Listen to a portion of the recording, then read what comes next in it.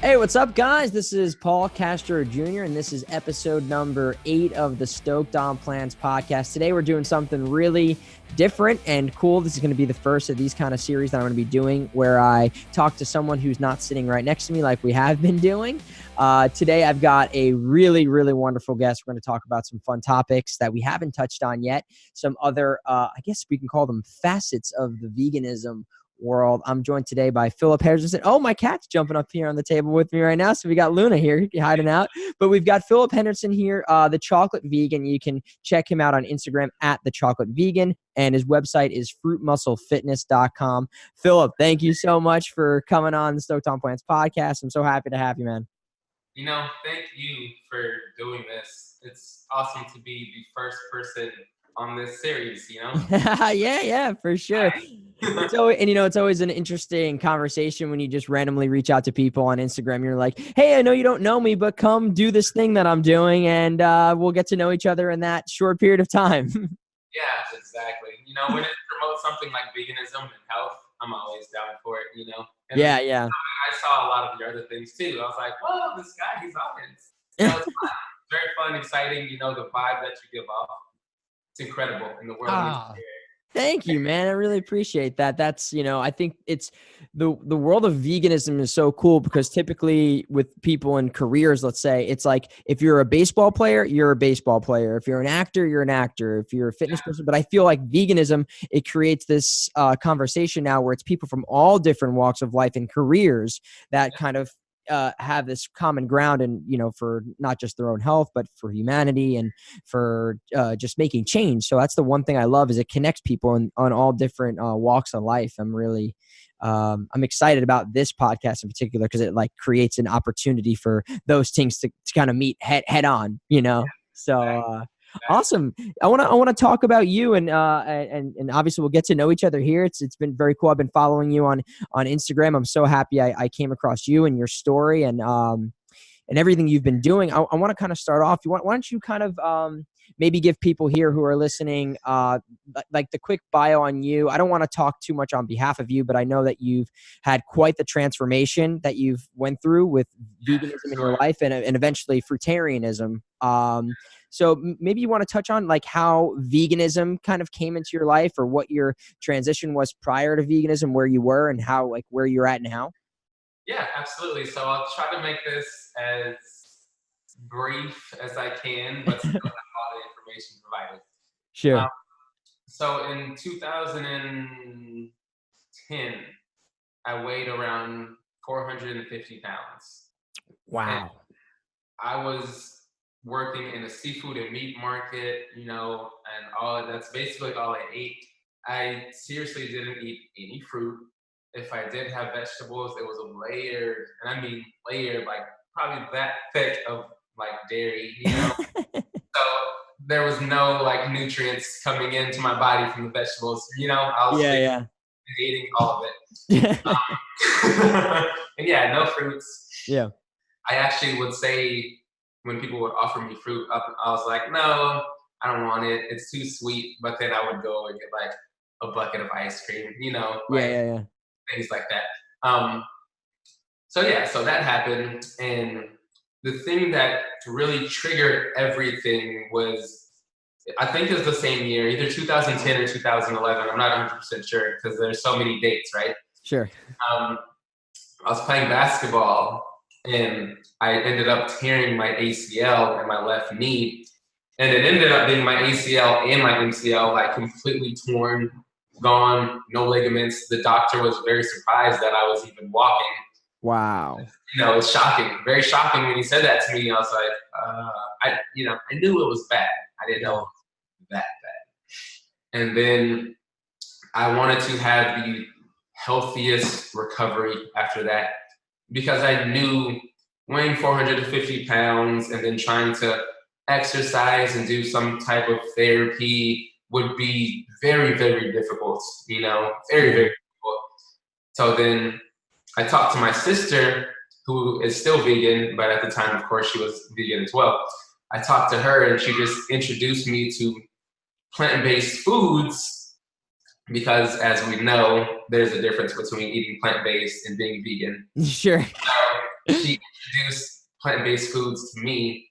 And, I was like, okay, I'll give it a try because I was desperate for change. And, if you want change, you have to, change. Do something sometimes do something drastic as well. Yeah, exactly. Yeah. So I talked to her. She told me what foods I could eat, which is shocking because, there's so many plant-based foods, right? Why would I even need to have that conversation? Yeah. I'm eating, all I ate was dairy. Then I would eat like the three main like animal things like chicken, beef, and pork, right? Sure. But when you come to plant-based foods, there's, oh my God, it's crazy, right? Sky's the limit, seriously. There's so much. There's so much. But at that time, it wasn't my life, and I didn't have that knowledge. So I was like, okay, so what do I eat? Like every person who's trying to transition says. Yeah. And he's like, here's everything. Where do I start? Exactly. So that night after we spoke, I threw everything away inside of my refrigerator, like literally everything. And this was in 2013, by the way, whenever we had this conversation. Sure. So I threw everything away. I started fresh. I went to the store, bought all my things right then and there. And I ate very simple at first too, because they followed Dr. Sabi, and he's very high into like chickpeas and herbs and just things like that, and very, very simple foods. And that's the way that I was eating at first. And within 3 months, I noticed that I had lost 60 pounds. Wow. It's like, I was blown away. And I was like, oh. So then I just kept going and going. And then 10 months later, I lost 200 pounds, which is crazy. Wow. 10 months, 200 pounds. 200 pounds. And people often say too, when you're overweight like that, and you're so I guess how many pounds overweight would you say you were from like for your height, like whatever the average weight is for someone of your stature? Yeah, so I'm 6'2", sometimes 6'3". Yeah, depends on who's asking. Like saying, when I met my wife, I was like, I'm 6'3". Yeah.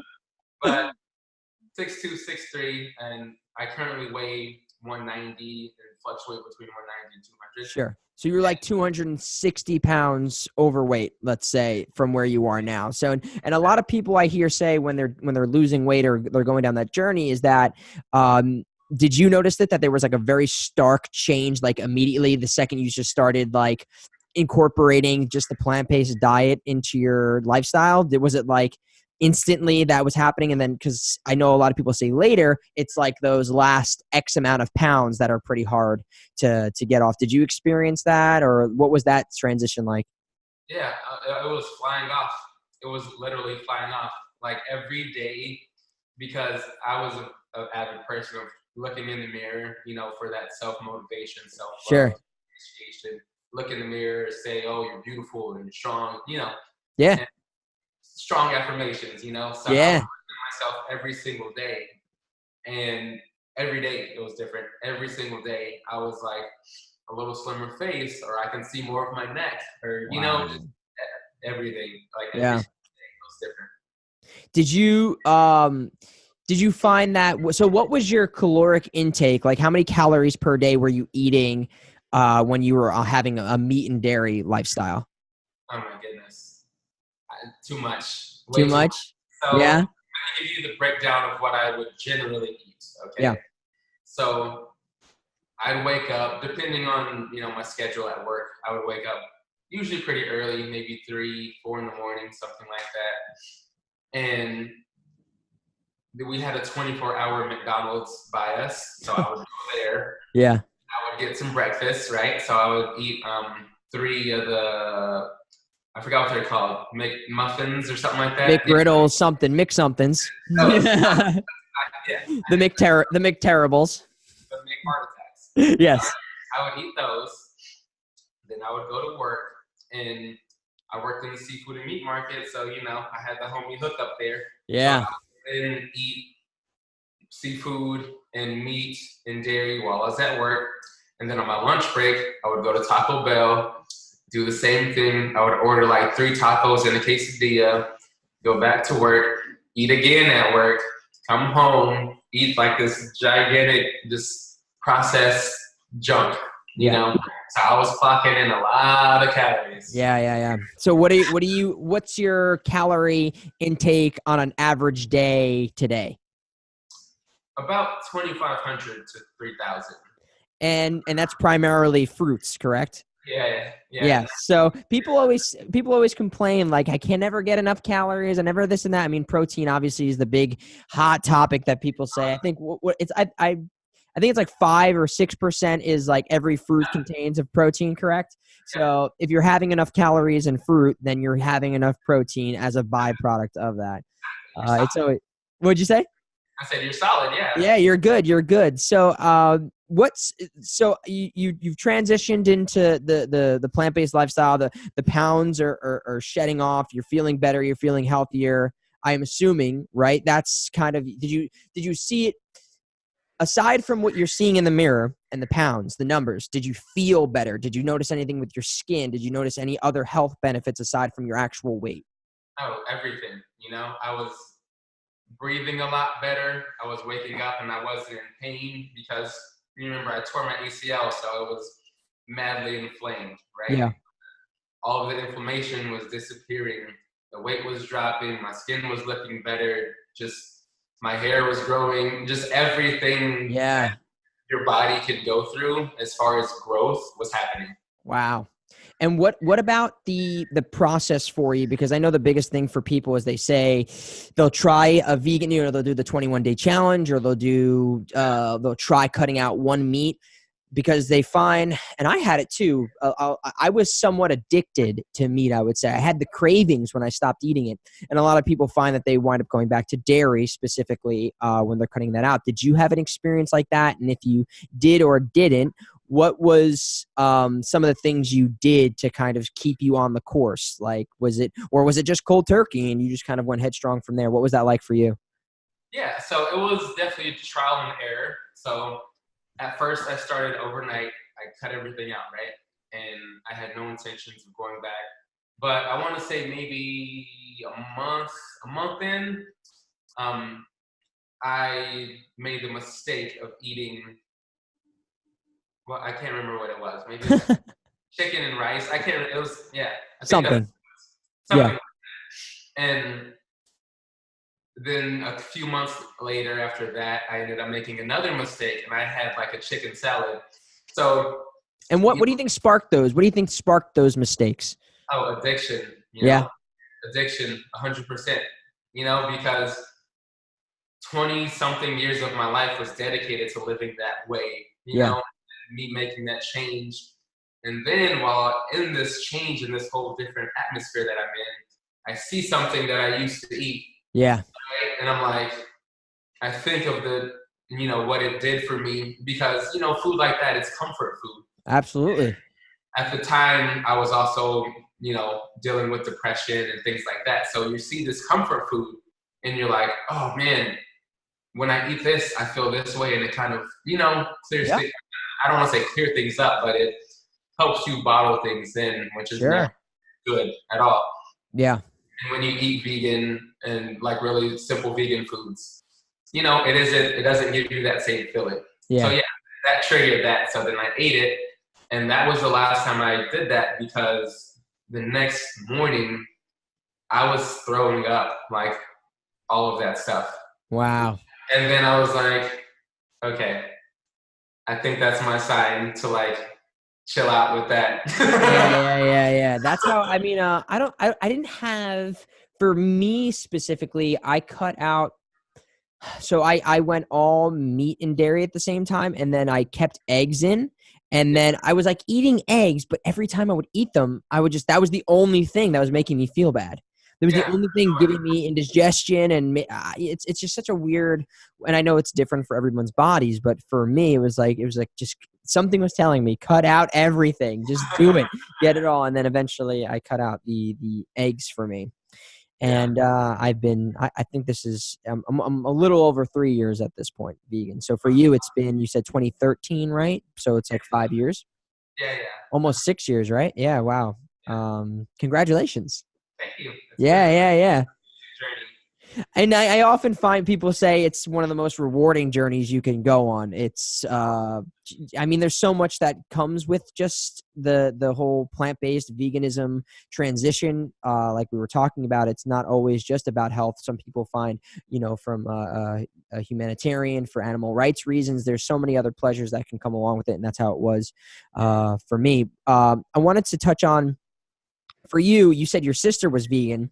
So what was your family's reception like? And where do you live right now? I live in San Antonio. I San was born Antonio. in Austin, which is like an hour away. So Okay. So you're still kind of in the same backyard area of everything, and family is still there, right? yeah, yeah, 100%. So, for me, and I know a lot of people, they have, when they transition, and I guess it's interesting because your sister was a vegan already. When did she become a vegan kind of in your lifestyle, and how was your like family or your circle's reception to that? My family, I grew up Italian background. Everyone was eating meat and fish on every holiday. And every single time I'd go home and tell them they were vegan, they go, "What? You're going to die." That was pretty much every encounter with my grandma, and it still repeats to this day. So what um, was that like for you? I actually had no backlash. They were completely understanding and very respectful of what I believed in, and plus they also saw the results of what can happen once they get that full proof. And yeah, they totally accepted it at first, and Yeah. no like no back and forth. And whenever they would watch my children, they also asked me like what they could eat and things like that. So Yeah. it was nice, very nice. I feel like, yeah, that's like I was saying, it's extremely comforting when you have those people in your life who are understanding and accommodating. Oh And yeah, then it's a challenge for a lot of people who come against that resistance. That's why you go home for Thanksgiving and there's no vegan meals. And if you decide to bring your own stuff, you're hurting someone's feelings inadvertently by not eating what they've made. So I always find that part of veganism to be complex, and it's not black and excuse me, black and white, because the family the family concept, or the way that interplays into one's diet, it's very weird, and it shouldn't have that effect, but it's not always the same for everybody. So I'm very understanding of that, and people's transition into plant-based and veganism. So going forward, you've now been a plant-based, let's say, or you're vegan for X amount of time. You've been incorporating weight training into your life, I'm assuming, considering you have a company called Fruit Muscle Fitness, correct? So how did that journey come apart, and how did weight training and the whole, I guess, personal training become a part of your life? yeah. So the first 3 months, I said I lost those 60 pounds. Yeah. That was strictly food. I wasn't working out. I wasn't doing anything like spectacular. I mean, I was walking, right, which is Yeah. of course a form of exercise, but Sure. I wasn't exercising to the level that I am now. Yeah. So I gradually went into it, So walking at first, and then after I lost about 100 pounds, I started jogging, you know, Yeah. and I got into lifting weights afterwards. It was just a slow, gradual Yeah. thing because, losing weight, feeling better, getting more energy. And when that happens, you want to get that energy out. Yeah. Yeah. Yeah. Of course, you want to get it out in an extremely positive way. So why not work on your own like self through Sure. fitness or, whatever the case may be. And what was were you in high school? Were you athletic? And then like when did the weight gain in your life start? Was it something just from early childhood, or were did you see that you were kind of athletic in high school? Did you lift weights? Did you play football? Was any of that kind of incorporated in your lifestyle growing up? And then this was just kind of like a very stark change that you had later in life? Yeah, so I was always a quote unquote chubby kid or Me chubby. too. When I was born, I wasn't breastfed, and I was given formula, which can tend to mess up a child's gut. And of course, when you're a child and you're growing, you want to make sure everything is clean and as healthy as it possibly can be. Yeah. But I was on formula, and there are some good formulas out there, right? There are some, but I probably wasn't on the best one, I'm sure. Sure. So that messing up my gut health, and then me growing or just growing up, my family was lower income, and my mom worked fast food, so we're always eating fast food or like cheap box dinners. And I'm still grateful for my parents, 100%. Sure. But it's just the reality of the situation. Yeah. And me just being raised with this addictive mindset to these core foods, and in high school or in middle school, I started playing basketball and totally fell in love with it. I still play to this day. I have a goal outside of my house, and I was just playing this morning. Yeah. It would almost be a crime to be 6'3" and not be interested in basketball, as many say, right? Exactly. So yeah, I played in high school. I made the varsity team when I was a freshman, and I was really good. I'm still really good. And whenever I transferred schools, so I was a sophomore, and then I transferred schools to Austin. I went to Travis High School, and it just wasn't the same, because you're in a new environment. Sure. And I was switching homes too, because whenever I was out in Hayes, which is the first high school I went to, I was living with my dad, and then I moved in with my mom for the second half of high school. Yeah. So new atmosphere, new environment, new rules, and new just everything, right? Yeah. So then I go try out for basketball there. It's not the same, I don't have my same buddies that I used to run with all day, every day. And then I just kind of, I played basketball at lunch, but I didn't play for the school. And I was like, whatever. I kind of just lost passion for it. And the coaches didn't try to hunt you down and force you to join the team? Oh, they did. They totally did. I just, I wasn't feeling it. Yeah, no, for sure. Looking back at it now, I wish I just would have played. I had the same problem. I'm 5'5", and the football and basketball coaches were knocking on my door saying, he's 5'5", we got to get him out there. Exactly. So yeah, that's interesting. So was it that did you notice that a majority of weight gain happened for you kind of post high school then, or like were you kind of that same weight from high school up until your adulthood? It started my junior year of high school. That's whenever I stopped being like as physically active as I was when I was a freshman, sophomore. So I replaced all of that activity because I literally played basketball all day, every day. Like I play in the morning, play in school, play after school, like literally all day. And it just dialed down to once a day for about 30 minutes to an hour during the lunch period of school. Sure. And that's whenever I started eating like these bigger, heavier, super saturated with fat foods, and that's when it all started. Yeah. So I want to talk about this, and I want to be efficient of the time here, is you've eventually at some point in your veganism journey, you found fruitarianism, correct?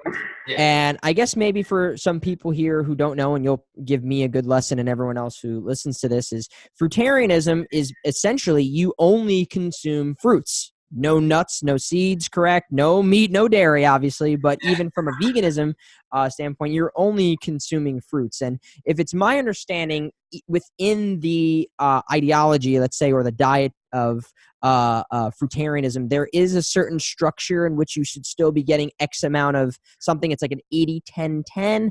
Why don't you give people kind of how you got into fruitarianism, what that transition was like, and kind of what it is, what the process of going fruitarian is?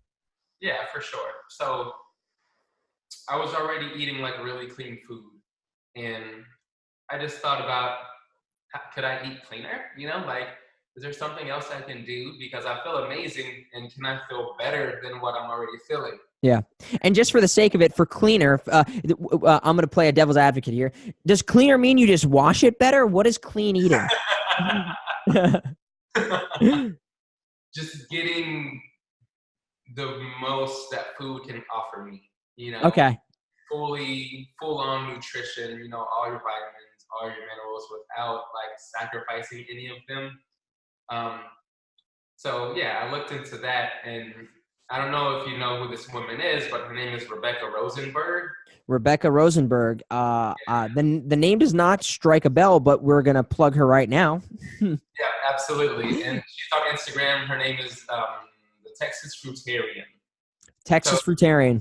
Yeah, so she runs this group on Facebook, and whenever I started getting into raw foods, I joined her group, and I just said, hey, I'm new, I just want to learn the ropes. And people were just explaining to me of the food that we can consume. So I guess by definition, I'm close to fruitarian, but I'm not 100% fruitarian. So what is the definition and why are you not there? So a fruitarian is, they solely eat fruits. Yep. Like, solely eat fruits. And me, I eat fruits, veggies, nuts, and seeds, but still all in their raw form. And also what the 80-10-10 is, that is just your macros. Yeah. So you have 80% carbs, which comes mostly from your fruits. And then you have 10% protein, which comes from everything, as we know. Mm-hmm. And then you have your other 10%, which is your, my mind just like went blank.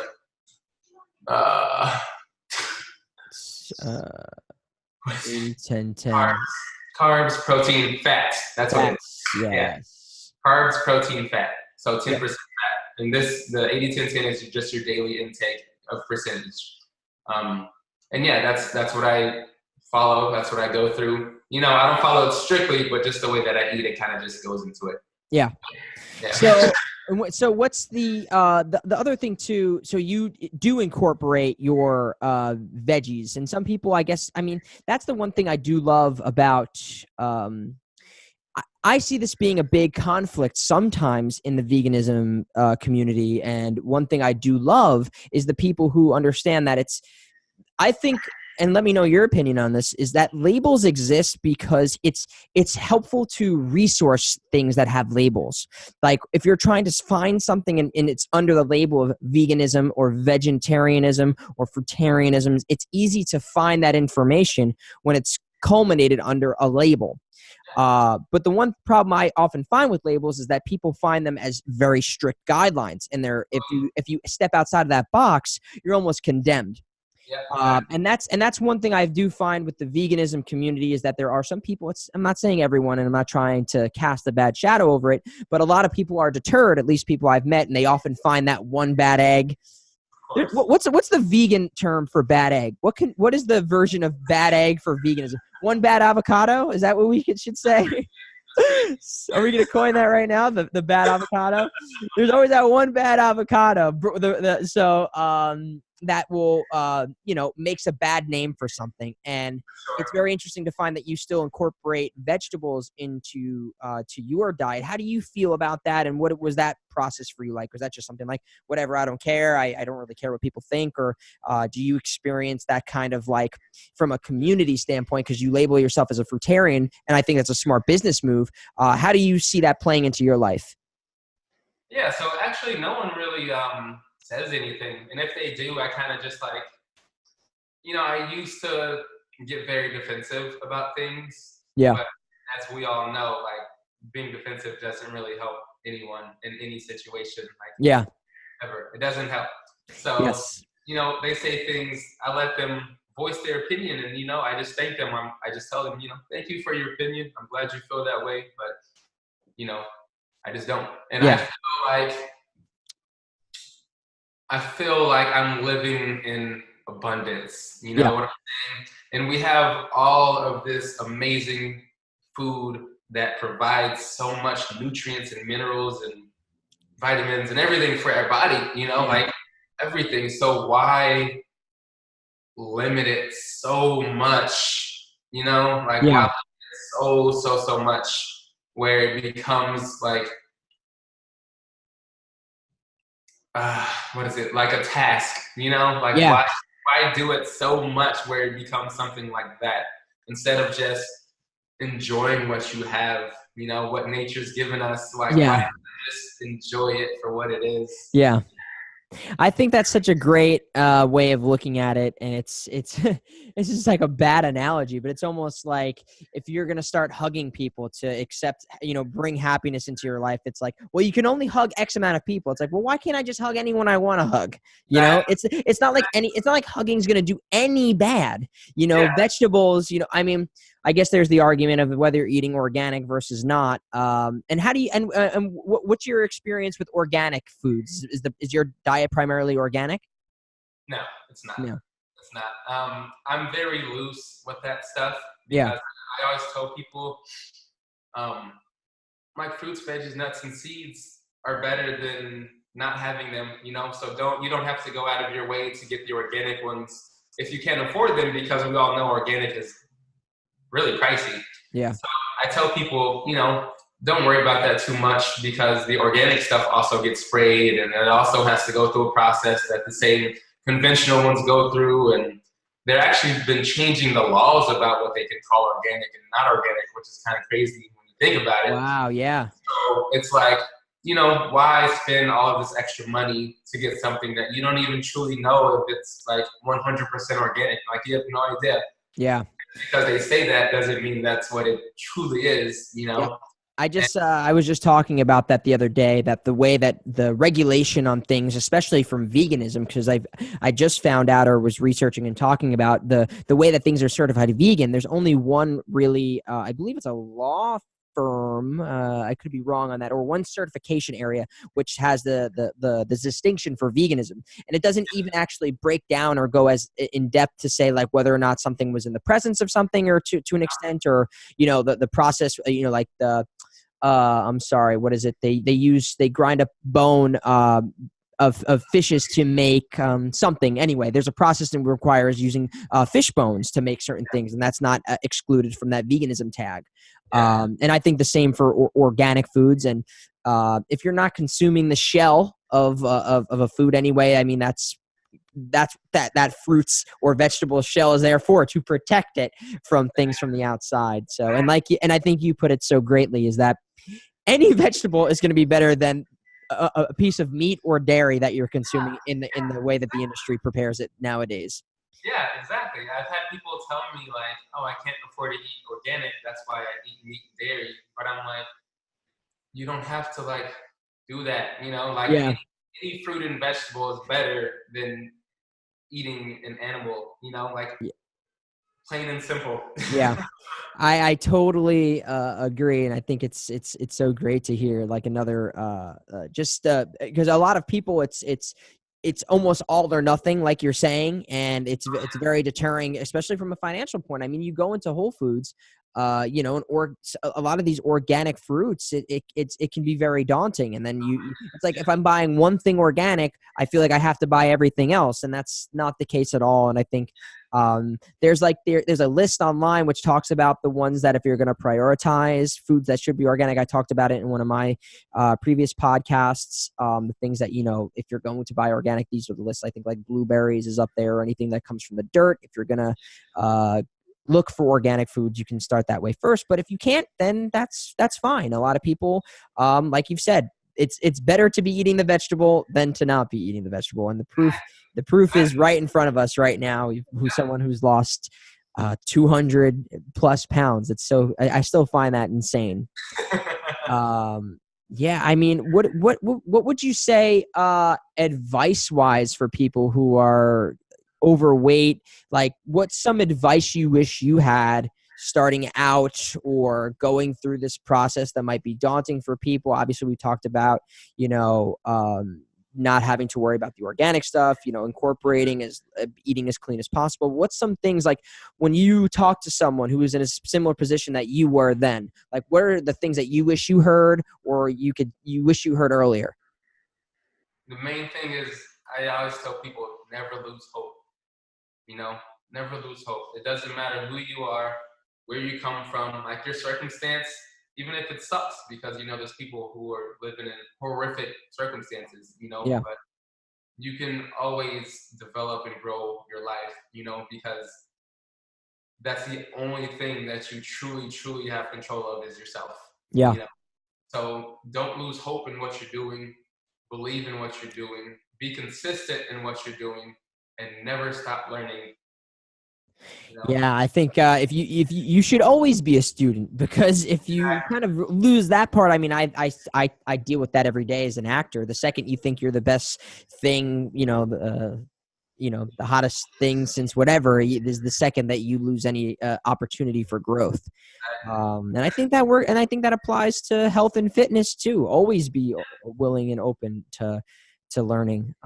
That's great. I think that's a really wonderful piece of advice. And for people here who don't know you and haven't gone to your Instagram yet, I'll say it again. It's the Chocolate Vegan. When did you start posting things on social media? When did Instagram become a part of your life, and how did that become a part of your life? so in 2013 is when I started my Instagram account. Yep. And I didn't really know anything about social media other than Facebook, of course, but they're somewhat similar in their Yeah. own. And I was like, okay, I'll just do it and just have fun. So, you know, I started posting, and sadly, I deleted a lot of the stuff that I did in the beginning. I have no idea why I did that. I really, Ah, oh my goodness. And I even like contacted Instagram. I was like, please, please I made a mistake. send it back somehow. Yeah. And I'm sure they probably get that email like, you know, 5 million. Every day. Yeah. But that's when I started, you know, and I more recently got deeper into, you know, the algorithms and posting and just actually having a structured like schedule around what I do, how I do it, you know, just implementing a plan and being just better. Yeah. You know? So what was it for you? Was it posting pictures and videos at first of your transformation and your journey, or was it more fitness based, or was it food based? What was kind of the spark that started that Instagram for you? It was all fitness, you know, because whenever I started, I was losing weight, or I had lost some weight already. So then I was like, okay, I kind of want to document this. And oh my God, the more that I think about it, the more that I regret that I deleted that stuff. Well, you have some stuff there. I've went through the backlog, and there's still some really good content there. Yeah, I still have some good stuff in there, but Yeah. but yeah, it was mostly fitness related, and of course, you know, family, because I have kids, so I Yeah. did it too, and it was just a lot of everything, I guess. And I meant to ask you, is your family all plant-based, vegan, fruitarian? What's their eating, and is your wife, or is like, what is the family? How did they did they start eating meat at first? I don't know how old your kids are. Like, what was how was that? So I'm fully raw. My wife is fully raw. We have 2 of our 3 kids here because one of our other kids, he wanted to live with his biological mother, which I'll get into in a minute. So yeah, I'm fully raw. She's fully raw, and both of our kids that live here with us, one of them is 5, the other one is 1. Yeah. And they eat mostly raw, but at dinner, you know, sometimes they'll want sweet potatoes or chickpeas or something like that, or Sure. you know, oatmeal, things like that. Yeah. So the one that lives here, 2 kids that live, or 2 of the 3 kids are not biologically my wife's. Okay. Yeah. So the one that's here, he grew up more into the veganism realm because, again, he's 5. I've been vegan for 5 years. Sure. So he was born into that lifestyle, kind of. Yeah. Exactly. He was born into that. And the other one, he's 10, so he had 5 years of eating animal foods and 5 years of attempting to transition, which he didn't really enjoy, which is the reason why he lives with his mother now. Yeah. And it's not because I kicked him out the house.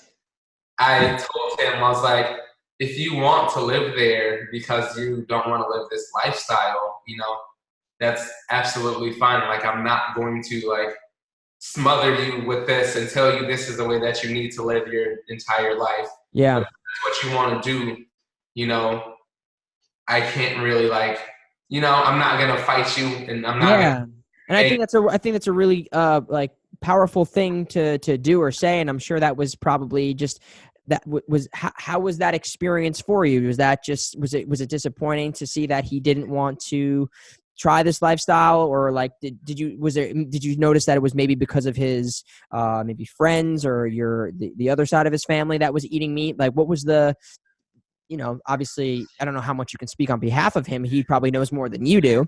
But like, what would you say was part of that? He just didn't enjoy the foods. What do you think that was?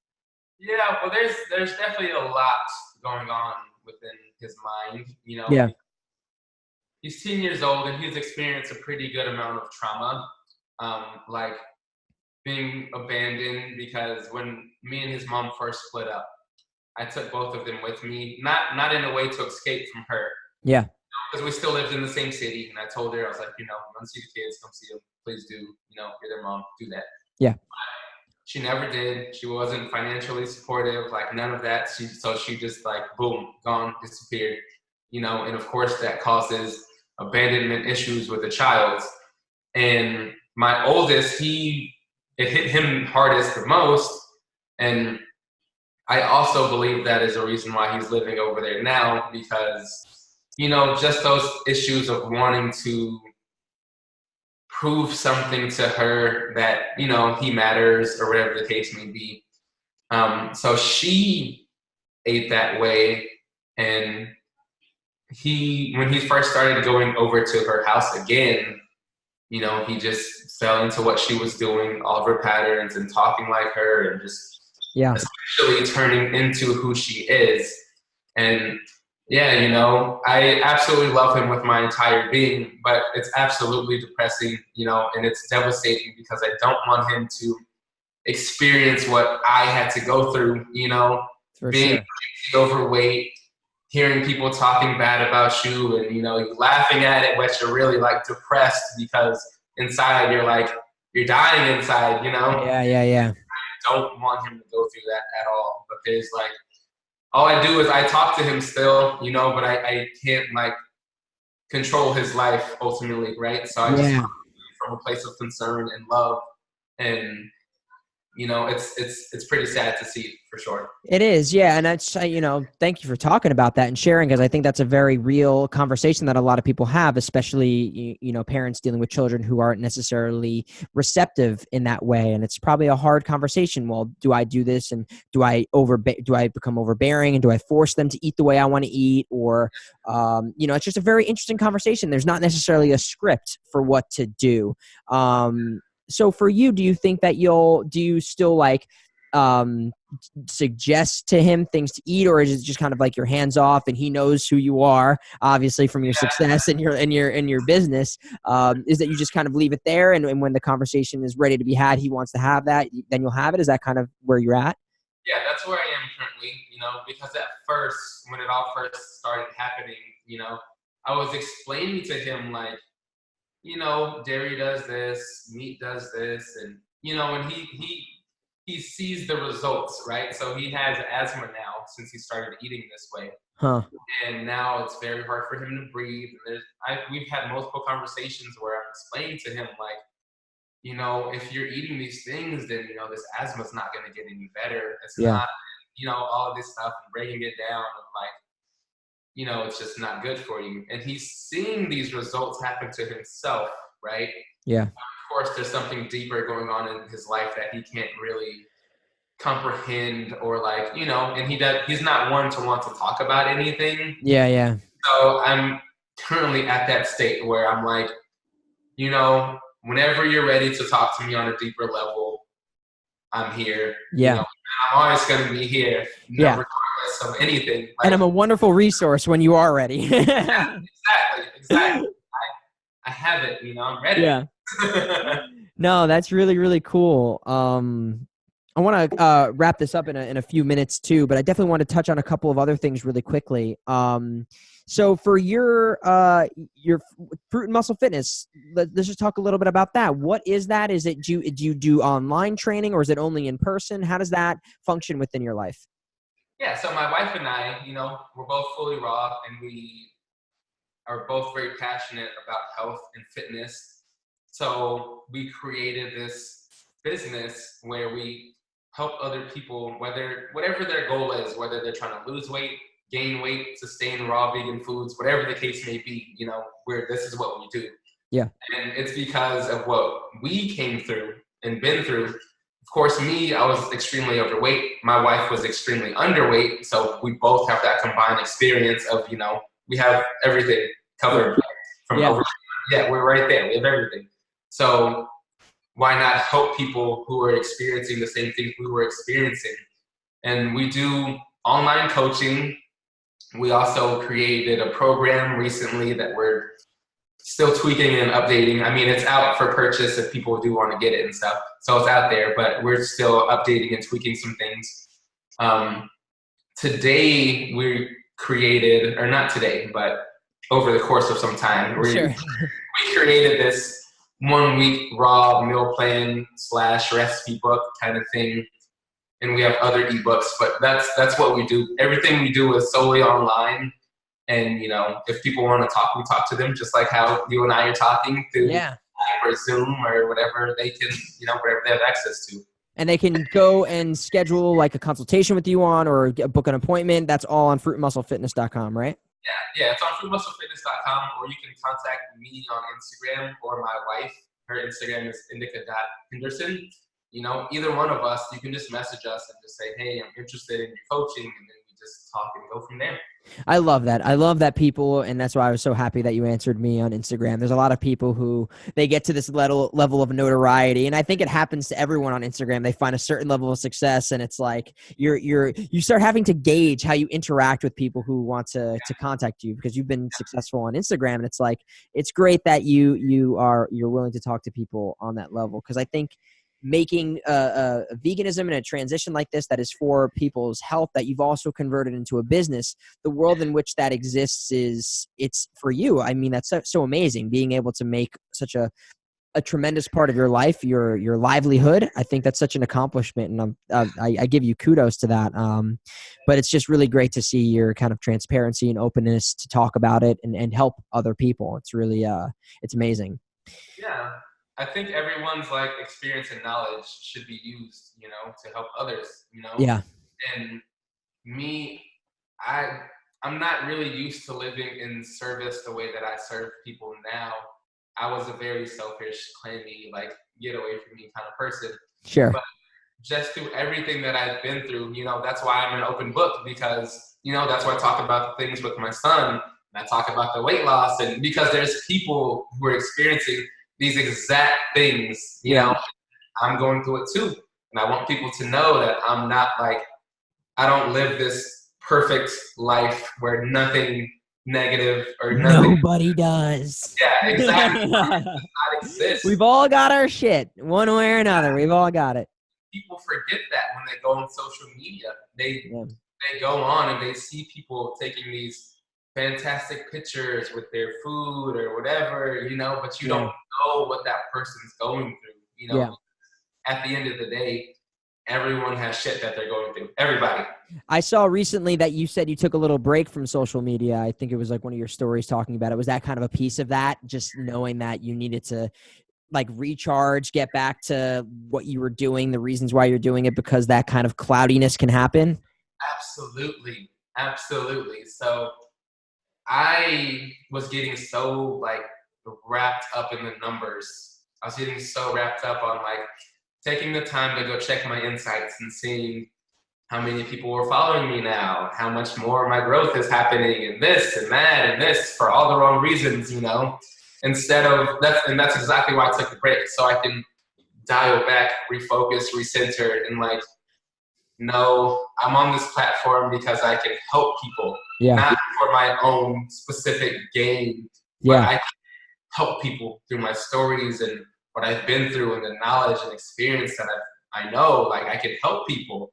And do you notice that when you were in it for those reasons, that the organic growth was happening in that way? Like, I guess because the question I want to ask, and I totally agree with you, the second you start making things for the wrong reasons, let's say, it can be self-damaging. But like, if you were to give a suggestion to somebody who's trying to start I guess a similar business to you, or start a platform on social media to help other people, what would be the advice you'd give them?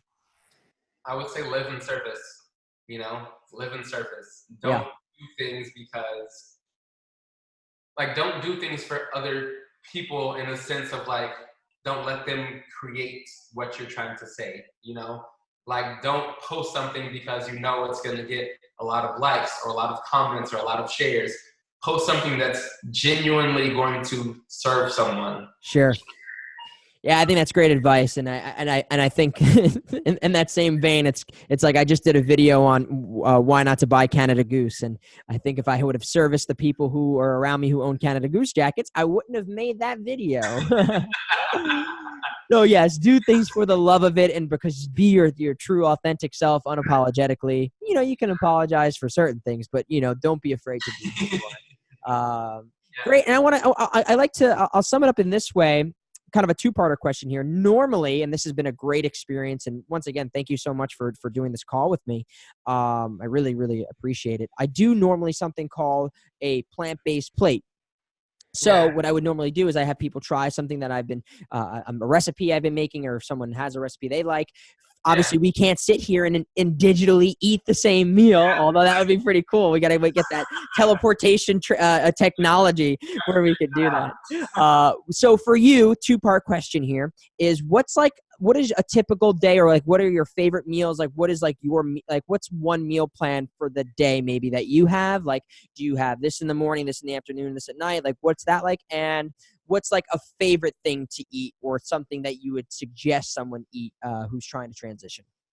Yeah, so my absolutely favorite thing in the entire world is mangoes. There's I love mangoes. nothing stands close to mango, but Yeah. of course I haven't tried every fruit in the world because there's so many, right? There's so Yeah. many. But out of the American fruit that I get access to where I'm at, mango is like top dog for I me. love mango. And as far as food, I can just break down what I'm going to eat today. So today I had a smoothie, 64 ounces. It was tangerines, kale, and mangoes, of course. Mangoes, there you go. So that's the first meal. Second meal, which I'm probably going to be eating pretty soon after this interview, I'll probably just make me some banana ice cream. Very simple, get bananas, throw them in a food processor, or frozen bananas, throw them in a food processor, blend it up, make it all swirly, nice and pretty, eat it up, delicious. Yeah. I love me some banana ice cream. You can't get enough of it. I know. It's insane. That's the one thing too, is like people don't realize that you can have all of these foods that are so like common in a dairy or meat diet, and you have them like I'd find it hard pressed to say someone if you like bananas, I guess, first of all, if you don't like banana ice cream, and all you're doing is blending them. That's it. You don't have to get a bunch of milk. You don't have to kill a cow. You don't have to take some, cancerous dairy that's come from their body. The simplicity is astounding. Simplicity, that's one of my favorite words. Yeah. Living simple, Yeah. But, so that's your second meal, and then what comes after that? Yeah, so second meal, depending on if I'm still hungry or not, a few hours later, I may have some grapes, maybe about 2 or 3 pounds. Yeah. And dinner, I usually always have a salad, green leaf lettuce, tomatoes, cucumbers. I keep those simple too. Those are my 3 main ingredients for a salad. Do you do dressing on your salads, or is it pretty much the fruit is complementing? I do dressings. I make my own. And this is where the seeds and nuts come into place for me. They're usually always at night. So I'll make something out of tahini, or I'll make something out of almonds or sunflower seeds, just things like that, for my dressings. Yeah. And yeah, that's I'm sure you can tell all people all about that stuff in your meal plan that you've got going on here. But using seeds, tahini for one of them for sure. That's probably the most common one that people know. They make wonderful, wonderful dressings that are, low in calorie, don't have a bunch of processed foods in them. And it's a great way to season, I guess is the right word, or to condiment something you're eating and make it taste better. It really, really, really is. Just before I forget too, because I wanted to ask this too. A lot of people, when they have a large fruit diet, they always say, "Well, what about all the sugar?" And I'm sure you have a lot to say about that. I mean, I have I pretty much. But why don't you explain when people say, if I'm coming to you and I say, Phillip, but if I have all this fruit, aren't I eating too much sugar? What would you say to me? Yeah, so I would say the fruit and sugar is actually what we need to thrive. So if you take the time and you look up fruit sugar, um, a lot of the times they'll explain to you what they're good for, and they're really great for our brains. Like it's powerful for our brains and our mind and our blood and just everything, pretty much. And wasn't there? No worries. And a lot of people don't know this, is that there's two different forms of sugar that people obviously confuse, is fructose versus sucrose, if I'm correct. And there's the fruit that's in sugar is actually good for you, like you're saying, and you need it to So thrive. sorry, I was gonna dive a little deeper, but I don't know if maybe there's a kid at the door. So we eat this fruit, which is fructose, which in your body turns to glucose, and it's just extremely powerful for your body, right? I can't even explain how wonderful it is for your body. Yeah. And also, a lot of people get the sugars mixed up, right? They get them so mixed up and confused. Like they think fruit sugar is the same thing as sugar that's in, let's say, a cake or a pie. Yep. Those are extracted, processed, heavily processed things that when you eat them, your body, they're so processed, your body can't really do anything with them, so they just end up storing it as fat because it's like, oh, I don't know where this goes. So this is not natural. This is foreign. Let's just make you fat with it. Exactly. And when it comes to fruit too, it has so much more than just sugar in it. You're getting your vitamins, they're antioxidant, you're getting protein, your iron, everything. You're getting everything. Fruits have protein. We'll say it again. Fruits have protein. Iron, yeah. I was thinking about making a shirt that says that, actually. You should. Hey, I would buy it. I'll be your first customer on that.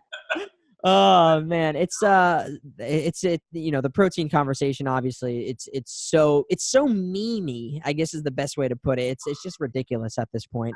But hopefully people are starting to see the truth behind it. Yeah. There was other thing that just came up as you were just talking, that I wanted to ask, but now it's escaping me, as it always does. And I always take these opportunities as saying, if I don't remember it, I wasn't meant to ask it. Maybe it'll come to me and I'll ask you in another way. But so mangoes, his favorite fruit, Phillip.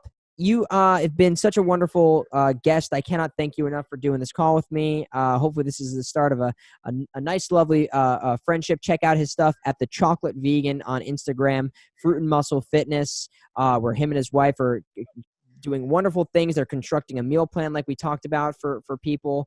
You can learn all about him there. Dude, thank you so much for sitting and have this convo with me. And hopefully we can talk again soon. Oh, we definitely will. It's remarkable. I loved everything that we talked about. I love your energy and your vibration. just to dial it back, just really briefly, because I know we're kind of pressed with time. Really briefly. You were thanking me for talking to you when you messaged me on Instagram. So what I do with people who want to have these interviews and just talk to me, I do my research. Gosh, great. I like to go through, see who you are, and what I do is I like to feel the vibration.